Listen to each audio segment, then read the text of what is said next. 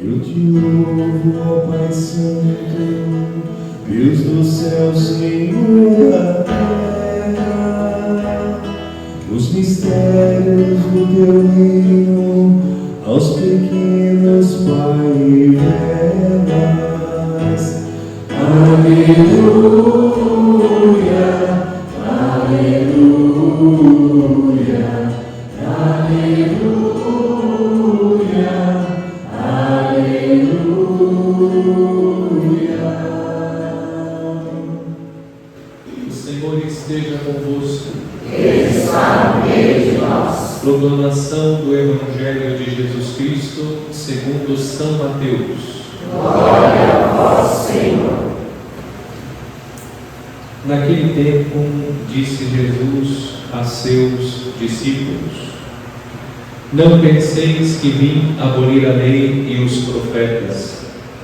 Não vim para abolir, mas para dar-lhes pleno cumprimento. Em verdade eu vos digo, antes que o céu e a terra deixem de existir, nenhuma só letra ou vírgula serão tiradas da lei, sem que tudo se cumpra. Portanto, quem desobedecer a um só desses mandamentos, por menor que seja, e ensinar os outros a fazerem o mesmo, será considerado menor no reino dos céus. Porém, quem os praticar e ensinar será considerado grande no reino dos céus. Porque eu vos digo, se a vossa justiça não for maior que a justiça dos mestres da lei e dos fariseus, vós não entrareis no reino dos céus. Vós ouvistes o que foi dito aos antigos: não matarás. Quem matar será condenado pelo tribunal. Eu, porém, vos digo: todo aquele que se encoleriza com seu irmão será réu em juízo. Quem disser ao seu irmão: patife, será condenado pelo tribunal. Quem chamar o irmão de tolo será condenado ao fogo do inferno. Portanto, quando tu estiveres levando a tua oferta para o altar, e ali te lembrares de que teu irmão tem alguma coisa contra ti, deixa a tua oferta ali diante do altar e vai primeiro reconciliar-te com o teu irmão. Só então vai apresentar a tua oferta. Procura reconciliar-te com teu adversário enquanto caminha contigo para o tribunal. Senão, o adversário te entregará ao juiz, o juiz te entregará ao oficial de justiça, e tu serás jogado na prisão. Em verdade, eu te digo, dali não sairás enquanto não pagares o último centavo. Ouvistes o que foi dito: não cometerás adultério. Eu, porém, vos digo: todo aquele que olhar para uma mulher com o desejo de possuí-la, já cometeu adultério com ela no seu coração. Se o teu olho direito é para ti ocasião de pecado, arranca-o e joga-o para longe de ti. De fato, é melhor perder um de teus membros do que todo o teu corpo ser jogado no inferno. Se a tua mão direita é para ti ocasião de pecado, corta e joga para longe de ti. De fato, é melhor perder um dos teus membros do que todo o teu corpo ir para o inferno. Foi dito também: quem se divorciar de sua mulher, lhe dê uma certidão de divórcio. Eu, porém, vos digo: todo aquele que se divorcia de sua mulher, a não ser por motivo de união irregular, faz com que ela se torne adulta. E quem se casa com a mulher divorciada comete adultério. Vós ouvistes também o que foi dito aos antigos: não jurarás, mas cumprirás os teus juramentos feitos ao Senhor. Eu, porém, vos digo: não jureis de modo algum, nem pelo céu, porque é o trono de Deus, nem pela terra, porque é o suporte onde apoia os seus pés, nem por Jerusalém, porque é a cidade do grande rei. Não jures tampouco pela tua cabeça, porque tu não podes tornar branco ou preto um só fio de cabelo. Seja o vosso sim, sim, e o vosso não, não. Tudo que for além disso vem do maligno. Palavra da salvação. Glória a vós, Senhor.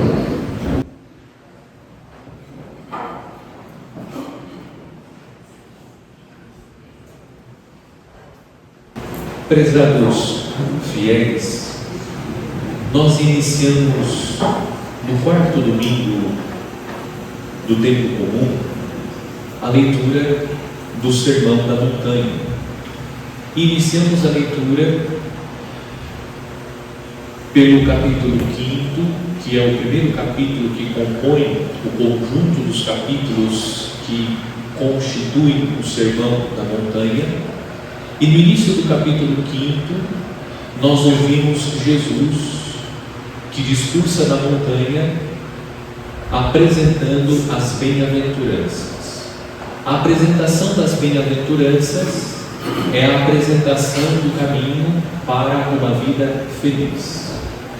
E na meditação consideramos que as bem-aventuranças de Nosso Senhor, exceto a primeira e a última, os verbos das 6 bem-aventuranças estão conjugados no futuro. São 8, exceto a primeira e a última. As 6 estão conjugadas no futuro. Isso indica que a felicidade plena o homem alcançará na eternidade. Vivendo as bem-aventuranças, nós experimentamos a alegria. Contudo, essa alegria que nós experimentamos ainda não é a plenitude da felicidade.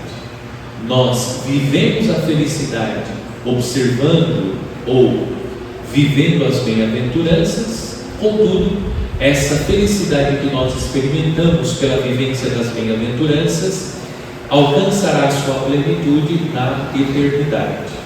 E ao mesmo tempo, aprendemos que a recompensa que Jesus promete, ela está prometida para a eternidade. Nós não devemos esperar a recompensa para esta vida. Jesus promete a recompensa na vida eterna. Depois de meditar as bem-aventuranças, nós seguimos com a leitura do capítulo 5, e no domingo passado Jesus disse: vós sois o sal da terra, vós sois a luz do mundo. E a partir das 2 imagens nós falamos sobre a nossa missão. O cristão é chamado a ser sal da terra, considerando que o sal tem a capacidade de conservação. O cristão é aquele que vai, através das práticas das boas obras, conservar o bem no mundo. O cristão é responsável por promover o bem através da prática das boas obras. E a mesma ideia nós consideramos olhando para a imagem da luz. O cristão, pela prática das boas obras, é luz que dissipa do mundo a presença das trevas. E hoje nós ainda estamos no capítulo 5, e neste 6º domingo nós aprofundamos a meditação sobre a nossa missão, considerando a nossa missão de ser no mundo sal e luz, tendo presente o ensinamento de Jesus encontrado no Evangelho deste domingo, para que nós possamos cumprir a nossa missão isto é, praticar as boas obras no mundo, para que o bem vença o mal, para que a luz triunfe sobre as trevas, em primeiro lugar, o mal precisa ser tirado do nosso coração. Qual é a ideia que o Evangelho deste domingo está apresentando? São Mateus está descrevendo Jesus ensinando na montanha, porque São Mateus está indicando para a comunidade cristã que Jesus é o novo Moisés. Moisés na montanha recebeu as tábuas da lei. Quando São Mateus apresenta Jesus discursando na montanha, São Mateus está ensinando que Jesus é o verdadeiro Moisés, não só o verdadeiro Moisés, isto é, o libertador, que vem para libertar o homem das trevas do pecado, mas também é o verdadeiro intérprete da lei que Deus concedeu ao povo através de Moisés. Deus concedeu no alto da montanha a lei. Moisés transmitiu a lei de Deus para o povo. Jesus interpreta corretamente a lei de Deus, porque a lei mal interpretada, ela se torna fonte de morte. A lei mal interpretada, ela se torna um instrumento que oprime. Jesus está fazendo a correta interpretação da lei. E o que significa a lei? Qual é a correta interpretação da lei? A correta interpretação da lei e a finalidade da lei é a promoção da vida, a defesa da vida. E Jesus está aprofundando que a vida será protegida e o homem chegará à plenitude da vida vivendo a lei que ele interpreta, porque ele é o próprio Deus.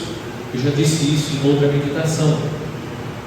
Quem é o melhor intérprete da lei? Quem fez a lei. O melhor intérprete da lei é aquele que fez a lei.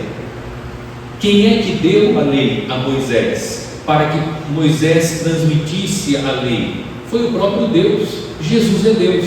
Portanto, Jesus é a pessoa mais competente para interpretar a lei, porque foi ele mesmo, ele é Deus, que transmitiu a lei para Moisés, que por sua vez transmitiu ao povo de Deus. E o que Jesus está ensinando a respeito da lei?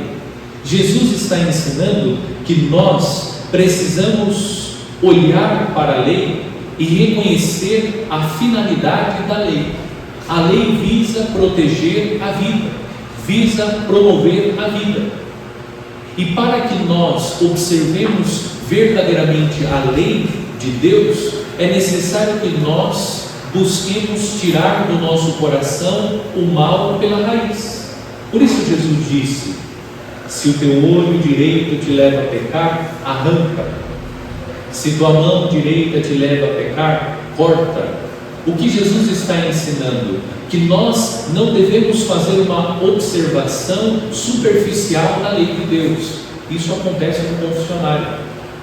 Algumas pessoas se aproximam do confessionário e dizem: padre, eu não matei nem roubei, o resto fiz de tudo. Tá, primeiro, fiz de tudo?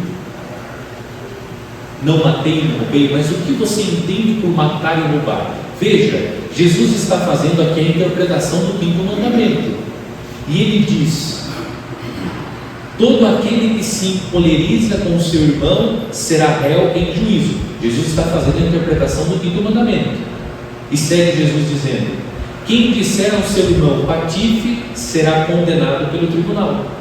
O que Jesus está dizendo? Que matar não significa tão somente tirar a vida de alguém. Existem outros modos de matar a pessoa. Jesus está ensinando que nós precisamos compreender que o mal ele precisa ser tirado pela raiz. Porque na medida em que nós vamos ofendendo o outro com as palavras, e é sobre isso que Jesus está dizendo, quando nós vamos ofendendo, ele usa a expressão patife, quando nós vamos ofendendo o outro, nós vamos criando uma atmosfera favorável para tirar a vida do outro, seja literalmente tirar a vida, seja agindo de tal modo que eu vou tirando a vida do outro, cancelando o outro, sendo indiferente com o outro, eliminando o outro da minha vida, são atitudes contra o mandamento da lei de Deus, contra o 5º mandamento da lei de Deus, que é não matar. Jesus está ensinando que nós precisamos tirar o mal pela raiz da nossa vida. Jesus fala do adultério e ele está ensinando: o adultério não pode ficar resumido ao ato físico. Isso também, mas quando o homem ou a mulher passa a desejar um outro, no seu pensamento já está incorrendo em adultério. O que Jesus está ensinando? Que nós precisamos tirar da nossa vida o mal pela raiz. O Papa Francisco disse algumas vezes: nós não devemos dialogar com o diabo. O que isso significa? Às vezes nós vamos entrando no jogo do inimigo de Deus. Nós vamos entrando no jogo do inimigo de Deus, nós vamos dialogando com o mal, nós passamos a ser permissivos conosco mesmos. Então eu não mato, mas eu posso falar mal das pessoas. Eu não cometo adultério, mas eu posso olhar para o outro com desejo. Nós passamos a ser permissivos, isto é, nós vamos permitindo que o mal permaneça em nós com as suas raízes. E a raiz, ela vai penetrando profundamente na nossa vida e a árvore do mal vai crescendo em nós. Jesus nos convida a olhar para a nossa vida a partir dos mandamentos da lei de Deus, para que, à luz dos mandamentos da lei de Deus e da correta interpretação apresentada por Jesus, nós possamos tirar o mal da nossa vida. O texto da primeira leitura do livro do Eclesiástico está ensinando: se queres observar os mandamentos, eles se guardarão. Se confias em Deus, tu também viverás. Vejam, os mandamentos da lei de Deus, eles nos guardam. E os mandamentos da lei de Deus vão proteger a nossa vida. O autor segue dizendo: há dois caminhos: o caminho da vida e o caminho da morte, o caminho do bem e o caminho do mal. Nós vamos escolher, a decisão está em nossas mãos. Viver segundo os mandamentos da lei de Deus é fazer a melhor escolha, é optar pela melhor opção que nós temos. Sempre teremos diante de nós pelo menos duas opções, dois caminhos, e nós devemos tomar a nossa decisão como cristãos, como homens e mulheres tementes a Deus, a partir dos mandamentos de Deus, a partir dos ensinamentos do Senhor. E por fim, São Paulo, na segunda leitura, São Paulo está dizendo: o que Deus preparou para os que o amam é algo que os olhos jamais viram, nem os ouvidos ouviram, nem coração algum jamais pressentiu. São Paulo está dizendo: existe uma vida eterna que Deus preparou para os seus filhos, que nós não somos capazes de descrevê-la. O que nós vamos experimentar na eternidade, nas alegrias do céu, é algo indescritível. Nós não conseguimos descrever essa alegria, essa experiência que nós vamos fazer na eternidade. E qual é o caminho que devemos percorrer para chegar às alegrias da eternidade? O caminho da observância dos mandamentos da lei de Deus. E os mandamentos da lei de Deus nos conclamam para que cada um busque tirar da sua vida o mal. E o mal deve ser tirado pela raiz. Vamos pensar, à luz dos mandamentos da lei de Deus, quais são os males que estão presentes na nossa vida, os males que nós precisamos tirar pela raiz. Talvez nós não estejamos matando ninguém, no sentido de tirar literalmente a vida, mas e as outras coisas que nós fazemos e que também matam o nosso irmão? As atitudes que nós temos, os comentários que nós fazemos, tudo isso pode provocar a morte da pessoa. É preciso tirar o mal pela raiz, cortar o mal pela raiz, buscar uma mudança de vida. Nós vamos falar exaustivamente durante a Quaresma sobre a reforma da vida, reordenar a vida. É importante que nós comecemos a entrar nesse espírito quaresmal. que é um Espírito que nos convida a fazer esta reforma de vida, a tirar o mal pela raiz da nossa vida, para que prevaleça em nós a luz de Deus, e que a luz de Cristo resplandeça no mundo através de nós, para que o mal seja vencido, o mal que está fora de nós. Mas para que isso aconteça, é necessário primeiro tirar do nosso coração o mal.